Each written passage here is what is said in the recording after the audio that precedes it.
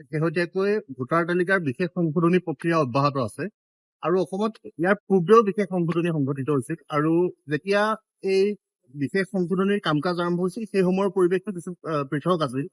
মঙলদৈ লোকসভা সমষ্টিৰ সাংসদ হীৰালাল পাটোৱাৰীৰ বিয়োগৰ পৰৱৰ্তী পৰ্যায়ত যেতিয়া নিৰ্বাচন ঘোষণা হৈছিল, নিৰ্বাচনৰ ভোটাৰ তালিকাত বহু অবৈধ বিদেশীৰ নাম সন্নিৱিষ্ট হোৱা বিষয়টো দৃষ্টিগোচৰ হৈছিল আৰু তাৰ পৰৱৰ্তী পৰ্যায়ত সেই বিশেষ সংশোধনীৰ প্ৰক্ৰিয়াটো আৰম্ভ হৈছিল। অসমত এতিয়া যি বিশেষ সংশোধনী প্ৰক্ৰিয়া চলিছে, এই প্ৰক্ৰিয়াত বহু খিলঞ্জীয়া লোকলৈ জাননী অহা পৰিলক্ষিত হৈছে আৰু খিলঞ্জীয়া ভূমিপুত্ৰ বহু লোকলৈ অহা জাননীয়ে জনসাধাৰণক বিপাঙত পেলোৱা, বিমূৰত পেলোৱা পৰিলক্ষিত হৈছে। এই গোটেই প্ৰক্ৰিয়াটো সংবেদনশীলতাৰে সৈতে নিৰ্বাচন আয়োগে আগবঢ়াই লৈ যাব লাগিব আৰু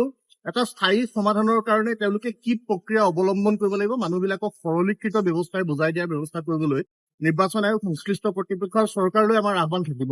মুছলমান হলেই যে বিদেশী হ'ব পাৰে তেনেকুৱা ধৰণৰ চিন্তা এটা লৈ কাম কাজ যাতে কোনেও নকৰে আৰু সংবেদনশীলতাৰে সৈতে এই কামটো কৰি সকলো মানুহে যাতে যিসকল স্থায়ী দেশৰ ভোটাৰ, যিসকল বৈধ ভোটাৰ, সেই সকলোৰে নাম যাতে তাত থাকিব পাৰে, সেই ব্যৱস্থাটো কৰিবৰ কাৰণে আমি চৰকাৰক আৰু সংশ্লিষ্ট কৰ্তৃপক্ষক দাবী উত্থাপন কৰিছো। আৰু নিৰ্বাচন আয়োগে গোটেই বিষয়টো যাতে খুব